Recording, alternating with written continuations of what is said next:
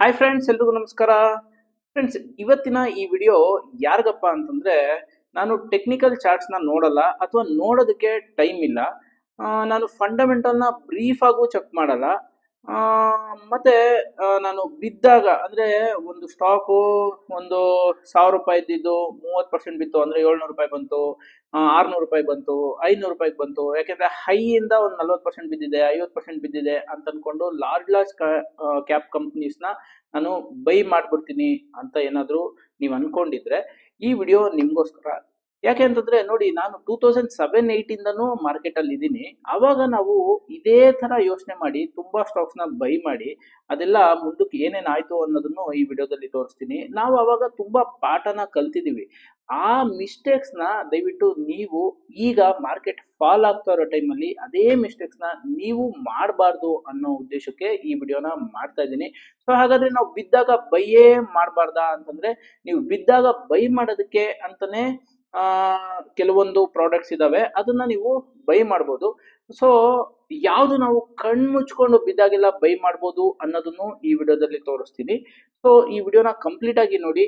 ನೀವೇನಾದ್ರೂ ಬಿದ್ದಾಗ ಬೈ ಮಾಡೋ ಅಂತ ಮೈಂಡ್ ಸೆಟ್ ಅಲ್ಲಿ ಇದ್ರೆ, ಪ್ಲಸ್ ನಾವು ಕಣ್ ಮುಚ್ಕೊಂಡು ಬೈ ಮಾಡಬೇಕು ಅನ್ನೋ ಮೈಂಡ್ ಸೆಟ್ ಅಲ್ಲಿ ಇದ್ರೆ, ಪ್ಲಸ್ ನನಗೆ ಎಫ್ ಡಿಗಿಂತ ರಿಟರ್ನ್ಸ್ ಜಾಸ್ತಿ ಬರಬೇಕು, ನನ್ನ ಅಮೌಂಟು ಸೇಫ್ ಆಗಿರಬೇಕು, ನಾನು ಯಾವ್ದ್ರಲ್ಲಿ ಇನ್ವೆಸ್ಟ್ಮೆಂಟ್ ನ ಮಾಡ್ಲಿ ಅನ್ನೋ ಕನ್ಫ್ಯೂಷನ್ ಅಲ್ಲಿ ಏನಾದ್ರು ನೀವಿದ್ರೆ ಈ ವಿಡಿಯೋ ನಿಮ್ಗೋಸ್ಕರ. ದಯವಿಟ್ಟು ಈ ವಿಡಿಯೋನ ಕಂಪ್ಲೀಟ್ ಆಗಿ ನೋಡಿ.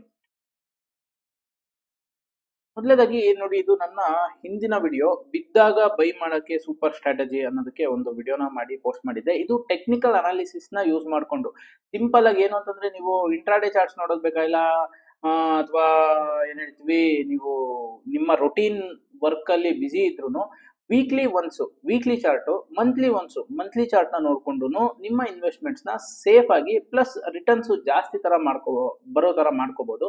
ಸೊ ಹಾಗಾಗಿ ನೀವೇನಾದ್ರು ಟೆಕ್ನಿಕಲ್ ಚಾರ್ಟ್ಸ್ ನ ಯೂಸ್ ಮಾಡ್ತೀನಿ ಅಂತಂದ್ರೆ ಈ ವಿಡಿಯೋನ ನೋಡಿ. ಅದ್ರ ಜೊತೆಗೆ ಇವತ್ತು ನಾನು ಕೆಲವೊಂದು ಸ್ಟಾಕ್ಸ್ ನ ನಿಮ್ಗೆ ತೋರಿಸ್ತೀನಿ. ನಾವು ಚಾರ್ಟ್ಸ್ ಅನ್ನೋದು ಯಾಕೆ ನಮ್ಗೆ ವೆರಿ ಇಂಪಾರ್ಟೆಂಟ್, ಪ್ಲಸ್ ಬಿದ್ದಾಗ ಬೈ ಮಾಡ್ಬಿಟ್ರೆ ಏನಾಗುತ್ತೆ, ಸೊ ಬಿದ್ದಾಗ ನಾವು ಯಾವ್ದನ್ನ ಬೈ ಮಾಡ್ಬೋದು ನೋಡಿ. ಮೊದಲೇದಾಗಿ ಇದು BHEL ನ ಚಾರ್ಟ್ ನೋಡಿ. ಆಲ್ಮೋಸ್ಟ್ 2007 ನಲ್ಲಿ ಇದು ಹೈಯೆಸ್ಟ್ ಎಷ್ಟಿತ್ತು, 350 ರೂಪಾಯಿಗೆ ಹೈಯೆಸ್ಟ್ ಹೋಗಿತ್ತು. ಅದಾದ್ಮೇಲೆ ಇಲ್ಲಿ 175 ರೂಪಾಯಿ ಬಂದು ಮತ್ತೆ 325 ರೂಪಾಯಿಗೆ ಹೋಯ್ತು.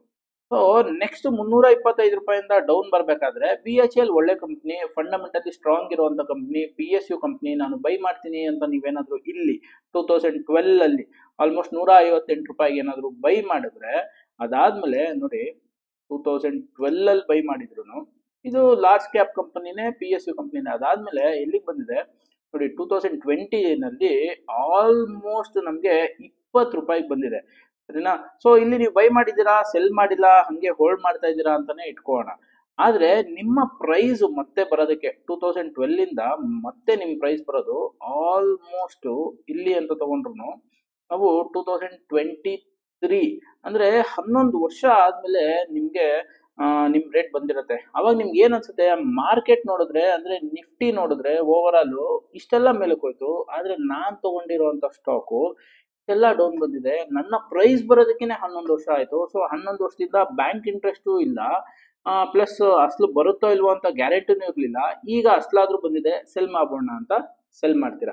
ಸೊ ಈ ತರ ಸಿಚುಯೇಷನ್ ನೀವು ಚಾರ್ಟ್ಸ್ ನೋಡ್ಲಿಲ್ಲ ಅಂತಂದ್ರೆ, ಲಾರ್ಜ್ ಕ್ಯಾಪ್ಸ್ ಆಗಿದ್ರು ಈ ತರ ಬೀಳುವಂತ ಚಾನ್ಸಸ್ ಇರುತ್ತೆ. ಇದು ಒಂದ್ ಎಕ್ಸಾಂಪಲ್.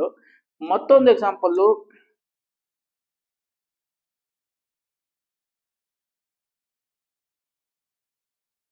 ಕೋಲ್ ಇಂಡಿಯಾ ಆಲ್ಮೋಸ್ಟ್ ಇಲ್ಲಿಂದ ಬಿದ್ದಿದೆ. 2015 ಅಲ್ಲಿ ಬಿದ್ದು ನೀವು ಆಲ್ಮೋಸ್ಟ್ ಇಲ್ಲಿಂದ 438 ರೂಪಾಯಿಂದ ಇಲ್ಲೇ ತಗೊಳ್ಳೋಣ ಅಥವಾ ಇಲ್ಲಿ ತಗೊಳ್ಳೋಣ, 280 ರೂಪಾಯಿಗೆ ಬಂದಿದೆ ಅಂತ ಬೈ ಮಾಡ್ತೀರಾ 2016 ಏಪ್ರಿಲ್ ಅಲ್ಲಿ. ಅದೇ ಮತ್ತೆ ನಿಮ್ಗೆ ಈ ಪ್ರೈಸ್ ಬರೋದಕ್ಕೆ 2023 ಅಂದ್ರೆ ಹೆಚ್ಚು ಕಡಿಮೆ 7 ವರ್ಷ ಬೇಕಾಯ್ತು ಕೋಲ್ ಇಂಡಿಯಾ ನಿಮ್ಗೆ ನಿಮ್ ಪ್ರೈಸ್ ಬರೋದಕ್ಕೆ. ಪ್ಲಸ್ ಈ ಟೈಮಲ್ಲೆಲ್ಲ ನಿಮ್ಗೆ ಏನ್ ಅನ್ಸಿರುತ್ತೆ, ನಿಮ್ಮ ಸೆಂಟಿಮೆಂಟ್ ಏನಾಗಿರುತ್ತೆ ಅಂತಂದ್ರೆ, ಅಯ್ಯೋ ಇದು ಬರುತ್ತೋ ಬರಲ್ವೋ ಅಂತೆಲ್ಲ ಆಗಿರುತ್ತೆ. ಈಗ್ಲೂ ಏನು ಅಂತಂದ್ರೆ, ಈ ತರ ಟಾಪ್ ಇಂದ ಎಷ್ಟೋ ಕಂಪ್ನೀಸ್ ಬೀಳ್ತಾ ಇರೋ ಟೈಮಲ್ಲಿ ತುಂಬಾ ಜನ ಬಿದ್ದಿದ್ಯಲ್ಲ ಅಂತ ಬೈ ಮಾಡ್ತಾ ಇದ್ದಾರೆ. ಸೊ ಬಿದ್ದಿರೋಂಥ ಕಂಪ್ನಿ ಮತ್ತೆ ಫಾಸ್ಟ್ ಆಗಿ ಮೇಲಕ್ಕೆ ಹೋಗ್ಲೇಬೇಕು ಅಂತ ಇಲ್ಲ, ಅದು ಟೈಮ್ ತಗೋಬಹುದು. 5 ವರ್ಷ, 6 ವರ್ಷ, 7 ವರ್ಷ, 8 ವರ್ಷ, 10 ವರ್ಷ ಈ ತರ ಟೈಮ್ ತಗೋಬಹುದು. ಹಾಗಾಗಿನೇ ನಾನು ಈ ವಿಡಿಯೋನ ಮಾಡ್ತಾ ಇದ್ದೀನಿ. ಬಿದ್ದಿದೆ, ಫಂಡಮೆಂಟಲಿ ಸ್ಟ್ರಾಂಗ್ ಇದೆ, ಪ್ಲಸ್ PSU ಕಂಪ್ನಿ ಅಥವಾ ಇನ್ನೊಂದೇನೋ ಅಂತಂದ್ಬಿಟ್ಟು ನೀವು ಬೈ ಮಾಡಿದ್ರೆ ಅದು ಟೆಕ್ನಿಕಲ್ ಸಪೋರ್ಟ್ ಇಲ್ಲ ಅಂತಂದ್ರೆ ಎಷ್ಟು ವರ್ಷ ಬೇಕಾದರೂ ಸೈಡ್ ವೇಸ್ ಆಗ್ಬೋದು ಅಥವಾ ಡೌನ್ ಟ್ರೆಂಡ್ ಅಲ್ಲಿ ಇರ್ಬೋದು. ಸೊ ಹಾಗಾಗಿ ಬಿದ್ದಿದೆ ಅಂತ ಬೈ ಮಾಡೋದು ಹೋಗಬೇಡಿ. ನೆಕ್ಸ್ಟ್ ONGC ನೋಡಿ, ಇದೆಲ್ಲ ಏನ್ ತೋರಿಸ್ತಾ ಇದ್ದೀನಿ ಇದೆಲ್ಲ PSU ಕಂಪ್ನಿ ಪ್ಲಸ್ ಅವಾಗ ನೀವು ಯಾರು 2007, 8, 10 ಅಲ್ಲಿ ಇದ್ರು ಅವ್ರಿಗೆಲ್ಲ ಗೊತ್ತಿದೆ. ಇದೆಲ್ಲ ನವರತ್ನ ಕಂಪ್ನೀಸ್ ಅಂತಾನು ಹೇಳ್ತಾ ಇದ್ರು. ಇದಕ್ಕೆಲ್ಲ ಇನ್ವೆಸ್ಟ್ಮೆಂಟ್ ಮಾಡಿ ಏನು ಆಗಲ್ಲ ಅಂತಾನು ಹೇಳ್ತಾ ಇದ್ರು. ಸೊ ನೋಡಿ, ಇದನ್ನು ಆಲ್ಮೋಸ್ಟ್ ಈ ಟಾಪ್ ಇಂದ ಹೆಚ್ಚು ಕಡಿಮೆ 290 ರೂಪಾಯಿಂದ ಎಲ್ಲಿಗೆ ಬಂತು, 150 ರೂಪಾಯಿ ಬಂತು. ಇಲ್ಲಿ ನೀವು ಇನ್ವೆಸ್ಟ್ಮೆಂಟ್ ಮಾಡಿದ್ರು 2015 ಅಲ್ಲಿ ಮತ್ತೆ ನಿಮ್ ಪ್ರೈಸ್ ಬರೋದಕ್ಕೆ ಹೆಚ್ಚು ಕಡಿಮೆ 2023 ಅಂದ್ರೆ 7ರಿಂದ 8 ವರ್ಷ ಟೈಮ್ ಆಯ್ತು ನಿಮ್ಮ ರೇಟ್ ಬರೋದಕ್ಕೆ. ಸೊ ಹಾಗಾಗಿ ಇಲ್ಲಿ ನಾನು ಕಣ್ ಮುಚ್ಕೊಂಡು ಇಂಡಿವಿಜುವಲ್ ಸ್ಟಾಕ್ಸ್ ಬೀಳ್ತಾ ಇದೆ ಅಂತ ಬೈ ಮಾಡಿದ್ರೆ ಈ ತರ ಸಿಚುವೇಶನ್ಸ್ ಇರುತ್ತೆ. ಅಂದ್ರೆ ಎಲ್ಲಾ ಸ್ಟಾಕು ಇದೇ ತರ ಆಗುತ್ತೆ ಅಂತ ಅಲ್ಲ, ಆದ್ರೆ ನೀವು ಟೆಕ್ನಿಕಲ್ಸ್ ನ ನೋಡ್ದಿರಾ ಬೈ ಮಾಡ್ತೀರಾ, ಚಾರ್ಟ್ಸ್ ನ ನೋಡ್ತೀರಾ ಬೈ ಮಾಡ್ತೀರಾ, ಸುಮ್ನೆ ಬಿದ್ದಿದೆ ಅಂತ ಬೈ ಮಾಡ್ತೀರಾ ಅಂತಂದ್ರೆ ಈ ತರ ಆಗುವಂತ ಚಾನ್ಸಸ್ ಇರುತ್ತೆ. ಸೊ ಹಾಗಾಗಿ ಈಸಿಯಾಗಿ ಚಾರ್ಟ್ ರೀಡಿಂಗ್ ನ ಕಲ್ತ್ಕೊಳ್ಳಿ. ಮಂತ್ಲಿ ಚಾರ್ಟ್, ವೀಕ್ಲಿ ಚಾರ್ಟ್ ನೋಡೋದಕ್ಕೆ ಏನು ಪ್ರಾಬ್ಲಮ್ ಇಲ್ಲ. Monthly, weekly, daily chart. So ನೀವು ಇಂಟ್ರಾಡೇ ಚಾರ್ಟ್ ನೋಡಿ ಅಂತ ನಾನು ಹೇಳ್ತಾ ಇಲ್ಲ, ಆದ್ರೆ ಈ ತರ ಮಂತ್ಲಿ, ವೀಕ್ಲಿ ಅಂದ್ರೆ ನಿಮ್ಮ ಇನ್ವೆಸ್ಟ್ಮೆಂಟ್ಸ್ ನ ಸ್ವಲ್ಪ ನೀವು ಜಾಸ್ತಿ ಎನ್ಹಾನ್ಸ್ ಮಾಡ್ಕೋಬೇಕು ಅಂತಂದ್ರೆ ಟೆಕ್ನಿಕಲ್ ಚಾರ್ಟ್ಸ್ ನ ನೋಡೋದ್ರಿಂದ ಇಲ್ಲಿ ನಮಗೆ ಡೌನ್ ಟ್ರೆಂಡ್ ಅಲ್ಲಿ ನಾವು ಸಿಕ್ಕಾಕೊಳ್ಳುವಂಥದ್ದು ತಪ್ಪುತ್ತೆ. ಇವಾಗ ನಾನು ತೋರಿಸಿರುವಂತ 3 ಕಂಪ್ನೀಸು ಒಂದು PSU ಕಂಪ್ನೀಸ್. ಏನು ಬರೀ PSU ಕಂಪ್ನೀಸ್ನೇ ತೋರಿಸ್ತಾ ಇದ್ದಾರೆ ಅಂತ ಅನ್ಕೋಬಹುದು. ನೋಡಿ, ಈಗ ಬೇರೆ ನಿಫ್ಟಿ 50 ನಲ್ಲಿ ಇದ್ದಿದ್ದಂತಹ ಒಂದು ಸ್ಟಾಕ್ ನ ತೋರಿಸ್ತೀನಿ, ಯೂನಿಟೆಕ್. ಇದು ತುಂಬಾ ಜನ 2019-20 ಆದ್ಮೇಲೆ ಬಂದಿರೋರು ಕೇಳಿರ್ಬೋದು, ಕೇಳ್ದೇನೂ ಇರ್ಬೋದು. ನೋಡಿ, ಆಲ್ಮೋಸ್ಟ್ 2007-8 ಪೀಕ್ ಅಲ್ಲಿ 480 ರೂಪಾಯಿಗೆ ಹೋಗಿದ್ದಂತ ಸ್ಟಾಕು ಇವತ್ತರೆಗೂ ಆ ಪ್ರೈಸೇ ಬಂದಿಲ್ಲ, 6 ರೂಪಾಯಿ. ಏನಿದು ಯೂನಿಟೆಕ್ ನಾವು ಕೇಳೇ ಇಲ್ಲ, ಇದು ಯಾವ್ದೋ ಸ್ಮಾಲ್ ಕ್ಯಾಪ್ ಕಂಪ್ನಿನ ನೀವು ತೋರಿಸ್ತಾ ಇದ್ದೀರಾ ಅಂತ ಅನ್ಕೋಬಹುದು. ನೋಡಿ, Unitech one of the Nifty 50 company. ಯಾವಾಗ 2010 ಅಲ್ಲಿ. ನೋಡಿ, 2010 ಅಲ್ಲಿ ವಿಕಿಪೀಡಿಯಾದಲ್ಲಿ ನಾನು ನಿಮಗೆ ತೋರಿಸ್ತಾ ಇರುವಂತದ್ದು. ಯೂನಿಟೆಕ್ 2010 ಅಲ್ಲಿ ಅಕ್ಟೋಬರ್ 1ನೇ ತಾರೀಕು ನಿಫ್ಟಿ 50 ಅಲ್ಲಿವರೆಗೂ ಇತ್ತು. ಅದಾದ್ಮೇಲೆ ಅದನ್ನ ತೆಗೆದು ಸೆಸಾಗೋವನ್ನ ಆಡ್ ಮಾಡಿದ್ರು. ಸೊ ಯೂನಿಟೆಕ್ ಯಾರು ಕೇಳಿಲ್ಲ ಅವ್ರಿಗೆ ನಿಫ್ಟಿ 50 ನಲ್ಲಿ ನಾನು ಅವಾಗ ಇದೆ ಅಂತ ಬೈ ಮಾಡ್ಬಿಟ್ಟಿದ್ರೆ ಇವತ್ತು ಏನಾಗಿದೆ ಈ ಕಂಪನಿ ಅಂತಂದ್ರೆ, ಇಲ್ಲಿಂದ ನೋಡಿ 2010 ಅಂತಂದ್ರೆ ಹೆಚ್ಚು ಕಡಿಮೆ ಇಲ್ಲಿ ಇನ್ವೆಸ್ಟ್ಮೆಂಟ್ ಮಾಡಿದ್ರು 90 ರೂಪಾಯಿಗೆ ಇನ್ವೆಸ್ಟ್ಮೆಂಟ್ ಮಾಡಿದ್ರು ಇವಾಗ 6 ರೂಪಾಯಿಯಲ್ಲಿದೆ. ಸೊ ಏನು ಅಂತಂದ್ರೆ ಯಾವುದೇ ಕಂಪನಿ ನಿಫ್ಟಿ 50 ನಲ್ಲಿದೆ, ಇದು ಲಾರ್ಜ್ ಕ್ಯಾಪ್ ಇರುವಂತದ್ದು ಹೋಗ್ತಾ ಅದ ಚಾರ್ಮ್ ನ ಕಳ್ಕೊಂಡು ಅದು ಮಿಡ್ ಕ್ಯಾಪ್ ಆಗ್ಬೋದು, ಅದು ನೆಕ್ಸ್ಟ್ ಸ್ಮಾಲ್ ಕ್ಯಾಪ್ ಕೂಡ ಆಗ್ಬಿಡ್ಬೋದು. ಸೊ ಹಾಗಾಗಿ ನೀವು ಕಣ್ಣು ಮುಚ್ಕೊಂಡು ಬೈ ಮಾಡ್ತೀರಾ ಅಂತಂದ್ರೆ ಇಂಡಿವಿಜುವಲ್ ಸ್ಟಾಕ್ಸ್ ಅಲ್ಲಿ ಬೈ ಮಾಡ್ಬೇಕಾದ್ರೆ ತುಂಬಾ ಕೇರ್ಫುಲ್ ಆಗಿರ್ಬೇಕು. ಬೀಳೋಂತ ಸ್ಟಾಕ್ಸ್ ನ ಬೈ ಮಾಡ್ತಾ ಇದ್ದೀರಾ ಅಂತಂದ್ರೆ ತುಂಬಾ ಕೇರ್ಫುಲ್ ಆಗಿರ್ಬೇಕು. ನೆಕ್ಸ್ಟ್ ಇನ್ನ ಒಂದು 2 ಕಂಪ್ನಿನ ತೋರಿಸ್ತೀನಿ. ಈ ತರ ತೋರ್ಸ್ಕೊಂಡು ಹೋದ್ರೆ ತುಂಬಾ ಕಂಪ್ನೀಸ್ ಇದೆ, ಆದ್ರೆ ಮೈನ್ ಯಾವ್ದಾದ್ರು ಒಂದು ಏನಂತಂದ್ರೆ ನೀವು ಅರ್ಥ ಮಾಡ್ಕೊಳ್ಳಿ ಅನ್ನೋದಕ್ಕೆ ಈ ತರ ಎಕ್ಸಾಂಪಲ್ಸ್ ನ ತೋರಿಸ್ತಾ ಇದ್ದೀನಿ. ನೋಡಿ, ಸುಜ್ಲಾನು ತುಂಬಾ ಜನ ಮೊನ್ನೆ ಇಲ್ಲಿ 1 ರೂಪಾಯಿ 2 ರೂಪಾಯಿಗೆ ಬಂದು ಇದು 50 ರೂಪಾಯಿಗೆ ಹೋದಾಗ ಅಥವಾ 80 ರೂಪಾಯಿಗೆ ಹೋದಾಗ 2 ರೂಪಾಯಿಂದ ಎಷ್ಟೋ ಮೇಲೆ ಹೋಯ್ತು, ಅಷ್ಟು ಪರ್ಸೆಂಟ್ ಬಂತು ರಿಟರ್ನ್ಸ್, ಇಷ್ಟು ಪರ್ಸೆಂಟ್ ಬಂತು ರಿಟರ್ನ್ಸ್ ಅಂತೆಲ್ಲ ಹೇಳ್ತಾ ಇದ್ರು. ಆದ್ರೆ ಇದು ಎಲ್ಲಿಂದ ಬಿತ್ತು ಅಂತ ತುಂಬಾ ಜನ ಹೇಳಲೇ ಇಲ್ಲ. ನೋಡಿ, 350 ರೂಪಾಯಿ ಇದ್ದಿದ್ದಂತಹ ಸುಜ್ಲಾನು 2 ರೂಪಾಯಿಗೆ ಬಂದಿತ್ತು. ಇಲ್ಲಿ ಇನ್ವೆಸ್ಟ್ಮೆಂಟ್ ನ ಮಾಡಿರೋರ್ ಕತೆ ಹೆಂಗೆ? ಇಲ್ಲ, 350 ರೂಪಾಯಿಂದ ಬಿತ್ತು ಒಂದು 50%, 150 ರೂಪಾಯಿ ಇನ್ವೆಸ್ಟ್ಮೆಂಟ್ ಮಾಡಿರೋರ್ ಕತೆ ಏನು? ಸೊ ಹಾಗಾಗಿ ನೀವು ಇಂಡಿವಿಜುವಲ್ ಸ್ಟಾಕ್ಸ್ ನ ಇನ್ವೆಸ್ಟ್ಮೆಂಟ್ ಮಾಡ್ತಾ ಇದ್ದೀರಾ ಅಂತಂದ್ರೆ ದಯವಿಟ್ಟು ಟೆಕ್ನಿಕಲ್ ಚಾರ್ಟ್ಸ್ ನ ನೋಡಿ ಇನ್ವೆಸ್ಟ್ಮೆಂಟ್ ನ ಮಾಡಿ. ನೆಕ್ಸ್ಟ್ ನೋಡಿ, DLF ಕೂಡ ಆಲ್ಮೋಸ್ಟ್ ಇಲ್ಲಿ 1200 ಆಲ್ಮೋಸ್ಟ್ 1100 ಇಲ್ಲಿಂದ ಬಿದ್ದಿದ್ದಂಥದ್ದು. ಇಲ್ಲೆಲ್ಲಾದ್ರೂ ಇನ್ವೆಸ್ಟ್ಮೆಂಟ್ ಮಾಡ್ತೀವಿ ಅಂತಂದ್ರೆ 2008 ಅಲ್ಲಿ ನಾವು ಇನ್ವೆಸ್ಟ್ಮೆಂಟ್ ನ ಮಾಡ್ತೀವಿ ಅಂತ ಆದ್ರೆ, ಇಲ್ಲಿ ಇನ್ವೆಸ್ಟ್ಮೆಂಟ್ ನ ಮಾಡ್ತೀವಿ ಅಂತಂದ್ರೆ ಇಲ್ಲಿನ ಪ್ರೈಸು ಅಂದ್ರೆ 1100 ರೂಪಾಯಿಂದ 600 ರೂಪಾಯಿಗೆ ಬಂದಾಗ 50% ಡೌನ್ ಆಗಿದೆ, ನಾನು ಇನ್ವೆಸ್ಟ್ಮೆಂಟ್ ನ ಮಾಡ್ತೀನಿ ಅಂತ ನಿಮ್ ಮೈಂಡ್ ಸೆಟ್ ಇತ್ತು ಅಂತಂದ್ರೆ ಈ ಪ್ರೈಸ್ ಮತ್ತೆ ಬರೋದಕ್ಕೆ ಇದು ಎಷ್ಟು ವರ್ಷ ಆಯ್ತು ಅಂತಂದ್ರೆ ಹೆಚ್ಚು ಕಡಿಮೆ 14-15 ವರ್ಷ ಆದ್ಮೇಲೆ ಈ ಪ್ರೈಸ್ ಬಂದಿದೆ. ಸೊ ಈ ಟೈಮಲ್ಲೆಲ್ಲ ನಿಮ್ಮ ಮೈಂಡ್ ಸೆಟ್ ಹೆಂಗಿರುತ್ತೆ, ಅಥವಾ ಈ ಟೈಮಲ್ಲೆಲ್ಲ ಬೇಜಾರಾಗಿ ಎಷ್ಟೊಂದು ಜನ ಸೆಲ್ಲು ಮಾಡ್ಬಿಟ್ಟಿರ್ತಾರೆ. ಇಟ್ಕೊಂಡಿರೋರು ಅಟ್ಲೀಸ್ಟ್ ಒಂದು 15 ವರ್ಷಕ್ಕೆ ಬಂದಿದೆ, ಆದ್ರೆ ಬೇಜಾರಾಗಿ ಸೆಲ್ ಮಾಡಿರೋರ್ ಕತೆ. ಸೊ ಹಾಗಾಗಿ ನೋಡಿ, ಡೌನ್ ಟ್ರೆಂಡ್ ಸ್ಟಾರ್ಟ್ ಆದಾಗ ಎಲ್ಲಿವರೆಗೂ ಅದು ಡೌನ್ ಬರುತ್ತೆ ಅಂತ ಯಾರು ಹೇಳಕ್ಕಾಗಲ್ಲ.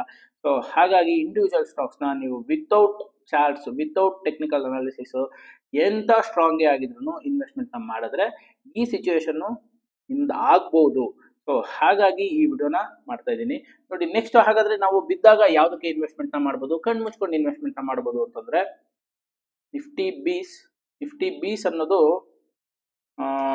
ನಮಗೆ 50 ಕಂಪನೀಸ್ನ ಒಂದು ಗ್ರೂಪು, ಬ್ಯಾಸ್ಕೆಟ್. ಸೊ ಇದು ನೋಡಿ, ಇದು ಬಿದ್ದಿದೆ. ಇಲ್ಲಿಂದ ನಿಫ್ಟಿ ಬೀಸ್ ಅನ್ನೋದು 63 ರೂಪಾಯಿ ಇದ್ದಿದ್ದು, ಇಲ್ಲಿ 2007-8 ಅಲ್ಲಿ ಮಾರ್ಕೆಟ್ ಬಿದ್ದಾಗ ಬಂತು 27 ರೂಪಾಯಿಗೆ ಬಂತು. ಆದ್ರೆ 27 ರೂಪಾಯಿಗೆ ಬಂದಿರೋವಂಥದ್ದು ಮತ್ತೆ 65 ರೂಪಾಯಿಗೂ ಹೋಯ್ತು, ಅದಾದ್ಮೇಲೆ 90 ರೂಪಾಯಿಗೂ ಹೋಯ್ತು. ಇಲ್ಲಿ ನೋಡಿ, ಮತ್ತೆ 130 ರೂಪಾಯಿಂದ ಕೋವಿಡ್ ಕ್ರಾಶ್ ಅಲ್ಲಿ 88-82 ರೂಪಾಯಿಗೆ ಬಂದಿತ್ತು. ಆಲ್ಮೋಸ್ಟ್ 45-50% ಇತ್ತು. ಅದಾದ್ಮೇಲೆ ಮತ್ತೆ ಮೇಲಕ್ಕೆ ಹೋಗಿದೆ. ಈಗ ನಾನು ಬೀಳ್ತಾ ಇದೆ, ಬಿದ್ದಿರೋದನ್ನ ನಾನು ಬೈ ಮಾಡ್ತೀನಿ, ಒಂದು 10% 20% ಮೇಲಕ್ಕೆ ಬರುತ್ತೆ ಅಂತ ನೀವು ಬೈ ಮಾಡ್ತೀರಾ ಅಂದ್ರೆ ಕಣ್ಣು ಮುಚ್ಕೊಂಡು ಇದನ್ನ ಬೈ ಮಾಡ್ಬೋದು. ಟೈಮಿಂಗ್ ಹೇಳಕ್ಕಾಗಲ್ಲ, ನಾಳೆನೆ ಬರುತ್ತಾ ನಾಡಿದ್ದೆ ಬರುತ್ತಾ. ಆದ್ರೆ ನಿಮ್ಮ ಇನ್ವೆಸ್ಟ್ಮೆಂಟ್ ಏನ್ ಮಾಡಿರ್ತೀರಾ ಇದಂತೂ ಬಂದೇ ಬರುತ್ತೆ, ಬರಲ್ಲ ಅಂತ ಇಲ್ಲ. 1 ವರ್ಷಕ್ಕೆ ಬರ್ಬೋದು, 6 ತಿಂಗಳಲ್ಲೇ ರಿಕವರಿ ಆಗಿ 6 ತಿಂಗಳಲ್ಲೂ ಬರ್ಬೋದು. ಇನ್ನ ಬಿತ್ತಾ ಇಲ್ಲಿಂದ ಮತ್ತೆ ನೀವು ಆವರೇಜು ಮಾಡ್ಬೋದು. ಸೊ ನಿಫ್ಟಿ 50 ನಲ್ಲಿ ನಾವು ಇನ್ವೆಸ್ಟ್ಮೆಂಟ್ ನ ಮಾಡೋದ್ರಿಂದ ನಾವು ಕಣ್ಣು ಮುಚ್ಕೊಂಡು ಇನ್ವೆಸ್ಟ್ಮೆಂಟ್ ನ ಮಾಡ್ಬೋದು. ಯಾವುದೇ ಫಂಡಮೆಂಟಲ್ಸ್ ಬೇಕಾಗಿಲ್ಲ, ಯಾವುದೇ ಟೆಕ್ನಿಕಲ್ಸು ಬೇಕಾಗಿಲ್ಲ. ನೆಕ್ಸ್ಟ್ ಇದಕ್ಕಿಂತ ಸ್ವಲ್ಪ ರಿಸ್ಕ್ ನ ತಗೊಳ್ತೀನಿ ನಾನು ಅಂತಂದ್ರೆ, ನೀವು ಜೂನಿಯರ್ ಬೀಸ್ ಅಂತ ಇದೆ ನೋಡಿ. ಇದು ಹೆಂಗೆ ಅಂತಂದ್ರೆ, ನಿಫ್ಟಿ 50 ಅನ್ನೋದು ಒಂಥರ ಇಂಡಿಯನ್ ಮೈನ್ ಕ್ರಿಕೆಟ್ ಟೀಮ್ ಇದ್ದಂಗೆ, ಜೂನಿಯರ್ ಬೀಸ್ ಅಂತಂದ್ರೆ ಅಂಡರ್-19 ಕ್ರಿಕೆಟ್ ಟೀಮ್ ಇದ್ದಂಗೆ. ಇದು ಸ್ವಲ್ಪ ರಿಸ್ಕು, ಆದ್ರೂ ನಮ್ಗೆ ಇದನ್ನು ಯಾವಾಗ ಡೌನ್ ಬಂದಿದೆ ನೋಡಿ. ಇಲ್ಲಿ 2007 ಇಂದ ಇದು ಡೌನ್ ಬಂತು. ಆಲ್ಮೋಸ್ಟ್ ಇಲ್ಲಿ 136 ರೂಪಾಯಿ ಇದ್ದಿತ್ತು, ಇಲ್ಲಿ ನಮ್ಗೆ 40 ರೂಪಾಯಿ ಬಂತು. ಆದ್ರೆ 40 ರೂಪಾಯಿಂದ ಮತ್ತೆ 136 ರೂಪಾಯಿಗೆ ವಿತ್ 1-1.5 ವರ್ಷದಲ್ಲಿ ಬಂದಿದೆ. ನೋಡಿ, ಬಿದ್ದಾಗೆಲ್ಲ ಇನ್ವೆಸ್ಟ್ಮೆಂಟ್ ಮಾಡ್ತೀನಿ ಅಂತಂದ್ರೆ ಇಲ್ಲೆಲ್ಲ ಎಲ್ಲೆಲ್ಲಿ ಬಿದ್ದಿದ್ಯೋ ಅಲ್ಲೆಲ್ಲ ಇನ್ವೆಸ್ಟ್ಮೆಂಟ್ ಆವರೇಜು ನೀವು ಮಾಡ್ಕೊಂಡ್ರೆ ಇದು ನೆಕ್ಸ್ಟ್ 1 ವರ್ಷದಲ್ಲಿ ಅಥವಾ 6 ತಿಂಗಳಲ್ಲಿ ನಿಮ್ಮ ಪ್ರೈಸ್ ಅಂತೂ ಬಂದೇ ಬರುತ್ತೆ. ಪ್ಲಸ್ ನೀವು ಬಿದ್ದಾಗ ಆವರೇಜ್ ಮಾಡಿರ್ತೀರಾ, ಅವಾಗ ನಿಮ್ಗೆ ರಿಟರ್ನ್ಸು ಬರುತ್ತೆ. ಅದೇ ಇಂಡಿವಿಜುವಲ್ ಸ್ಟಾಕ್ಸ್ ಅಲ್ಲಿ ನೀವೇನಾದ್ರೂ ಇನ್ವೆಸ್ಟ್ಮೆಂಟ್ ನ ಮಾಡ್ತೀರಿ ಅಂತಂದ್ರೆ ಅದು 8 ವರ್ಷ ಆಗ್ಬೋದು, 10 ವರ್ಷ ಆಗ್ಬೋದು, ಮತ್ತೆ ನಿಮ್ ಪ್ರೈಸ್ ಬಂದೇ ಬರುತ್ತೆ ಅಂತಾನು ಹೇಳಕ್ಕಾಗಲ್ಲ. ಯಾಕಂದ್ರೆ ನೀವು ನೋಡಿರ್ಬೋದು, ಇವಾಗ ನಾನು ಆಲ್ರೆಡಿ ತೋರಿಸಿರೋ ತರ ಯೂನಿಟೆಕ್, ಸುಜ್ಲಾನು, ಪ್ಲಸ್ JP ಅಸೋಸಿಯೇಟ್ಸ್, ಈ ತರ ತುಂಬಾ ಸ್ಟಾಕ್ಸ್ ನಾನು ನೋಡಿದ್ದೀನಿ. ಯಾಕೆಂತಂದ್ರೆ ನಾವು ಅವಾಗೆಲ್ಲ ಇದೇ ತಪ್ಪನ ಮಾಡಿ ಬೀಳ್ತಾ ಇದೆ ಸರಿ ಬೈ ಮಾಡ್ತೀವಿ ಅಂತಾನು ಬೈ ಮಾಡಿ ತುಂಬಾ ನಾವು ಆ ಟೈಮಲ್ಲಿ ಸಿಕ್ಕಾಕೊಂಡು ಕಳ್ಕೊಂಡಿದೀವಿ. ಸೊ ಹಾಗಾಗಿ ಇವತ್ತಿನ ಸಿಚುವೇಶನ್ ಅದೇ ತರ ಇರ್ಬೋದು. ಅಂದ್ರೆ ಇವತ್ತು ನಾವ್ ಯಾವ ಸ್ಟಾಕ್ ನ ಇವತ್ತು ಬೈ ಮಾಡ್ತಾ ಇದೀವೋ ಅದು ಮುಂದಕ್ಕೆ ಅದೇ ತರನೇ ಆಗ್ಬೋದು.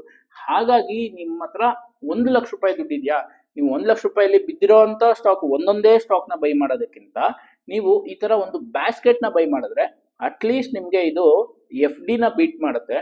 ಪ್ಲಸ್ ನಿಮ್ಮ ಅಮೌಂಟು ಲಾಸ್ ಆಗುವಂತ ಚಾನ್ಸಸ್ ತುಂಬಾ ಕಡಿಮೆ ಇರುತ್ತೆ. ಸೊ ಹಾಗಾಗಿ Nifty base, junior base, plus ನೀವೇನಾದ್ರು ಮ್ಯೂಚುವಲ್ ಫಂಡ್ಸ್ ಅಲ್ಲಿ ಇನ್ವೆಸ್ಟ್ಮೆಂಟ್ ಮಾಡ್ತೀರಾ ಅಂತಂದ್ರೆ ಇಂಡೆಕ್ಸ್ ಫಂಡ್ಸ್, ಇದೆಲ್ಲದನ್ನು ನೀವು ಕಣ್ಣು ಮುಚ್ಕೊಂಡು ಇನ್ವೆಸ್ಟ್ಮೆಂಟ್ ನ ಮಾಡ್ಬೋದು. ಬಿದ್ದಾಗೆಲ್ಲ ಇನ್ವೆಸ್ಟ್ಮೆಂಟ್ ಮಾಡ್ಬೋದು, ಪ್ಲಸ್ ಏನು ಆವರೇಜ್ ಮಾಡ್ಬೋದು. ಸೊ ಫ್ರೆಂಡ್ಸ್, ಈ ವಿಡಿಯೋದಲ್ಲಿ ನಿಮ್ಗೆ ಅರ್ಥ ಆಗಿರ್ಬೋದು ನಾವು ಡೌನ್ ಬಂದಾಗ ಬೈ ಮಾಡಿದ್ರೆ ಏನೆಲ್ಲ ಆಗ್ಬೋದು, ಡೌನ್ ಬಂದಾಗ ಯಾವ್ದನ್ನ ನಾವು ಬೈ ಮಾಡಬೇಕು ಅನ್ನೋದು ಈ ವಿಡಿಯೋದಲ್ಲಿ ನಿಮ್ಗೆ ಅರ್ಥ ಆಗಿದೆ ಅಂತ ಅನ್ಕೊಳ್ತೀನಿ. ಸೊ ನನ್ನ ಮುಂದಿನ ವಿಡಿಯೋದಲ್ಲಿ ಕೆಲವೊಂದು ಸ್ವಿಂಗ್ ಟ್ರೇಡಿಂಗ್ ಐಡಿಯಾಸ್ನ ನಾನು ಕೊಡಬೇಕು ಅಂತ ಅನ್ಕೊಂಡಿದ್ದೀನಿ. ಸೊ ಹಾಗಾಗಿ ನನ್ನ ಮುಂದಿನ ವಿಡಿಯೋನ ದಯವಿಟ್ಟು ವಾಚ್ ಮಾಡಿ. ಇವತ್ತಿನ ಈ ವಿಡಿಯೋ ಇಷ್ಟ ಆಗಿದ್ರೆ ದಯವಿಟ್ಟು ಲೈಕ್ ಮಾಡಿ, ಶೇರ್ ಮಾಡಿ, ಮತ್ತೆ ಸಬ್ಸ್ಕ್ರೈಬ್ ಮಾಡ್ಕೊಳ್ಳಿ ಅಂತ ಹೇಳ್ತಾ ಇವತ್ತಿನ ಈ ವಿಡಿಯೋನ ಮುಗಿಸ್ತಾ ಇದ್ದೀನಿ.